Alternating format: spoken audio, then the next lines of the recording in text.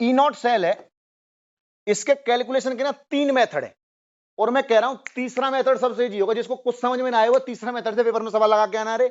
और अगर board exam में पेपर में सवाल आए तो किस हिसाब से सॉल्व करना है वो मेथड में बताऊंगा, ठीक है ना। देख भाई, सबसे पहले जो यहां पे क्या डाला मैंने, calculation of E naught cell and its application.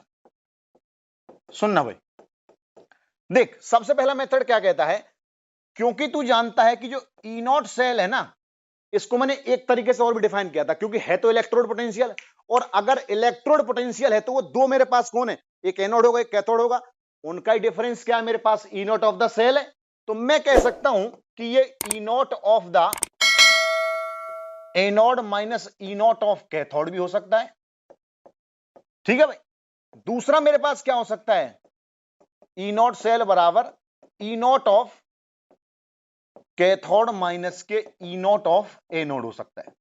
ये बात उन बच्चों के लिए अगर पेपर बोर्ड पेपर में सवाल आता है तो देख भाई, सीधी सी बात यह है कि जब भी ई नॉट के साथ डील करेगा ना, ई नॉट सेल के साथ डील करेगा तो सेम टर्म में डील करेगा।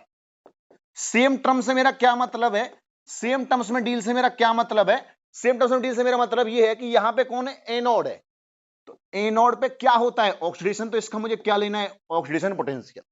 तो ये ध्यान रखना कि यहां भी ऑक्सीडेशन पोटेंशियल ही लेना है, चाहे पेपर में तुझे आरपी गिवन हो, लेकिन लेना क्या है, लेना ऑक्सीडेशन पोटेंशियल ही है। तो ओपी माइनस यहां पे ओपी ही करना है। अगर तुझे क्या हो, कैथोड, अगर तुझे फॉर्मूला लगाना है ई नॉट कैथोड माइनस के ई नॉट एनोड लगाना है, तो कैथोड का क्या होता है, आरपी होता है, रिडक्शन पोटेंशियल होता है। तो यहां पे तुझे एनोड पे भी क्या लेना पड़ेगा, आरपी। बेशक एनोड पे ऑक्सीडेशन होता है, बेशक पेपर में तुझे ऑक्सीडेशन पोटेंशियल गिवन होगा, लेकिन तुझे लेना आरपी ही पड़ेगा, ठीक है भाई। इस हिसाब से पेपर में सवाल सॉल्व करना है, ठीक है ना। अभी एक सवाल करवाऊंगा, उससे सारी चीज क्लियर हो जाएंगी। अगर पेपर में सवाल लगाना है जल्दी, मिनटों में सेकंडों में, मिनट भी नहीं सेकंडों में सवाल लगाना है, तो ट्रिक सिर्फ ये ध्यान रखनी। देख भाई, अगर मैं ई नॉट सेल को डिफाइन करूं तो सीधी सी बात है, एनोड प्लस के कैथोड, ठीक है ना। इन दोनों से किसको डिफाइन किया, ई नॉट ऑफ द सेल को डिफाइन किया।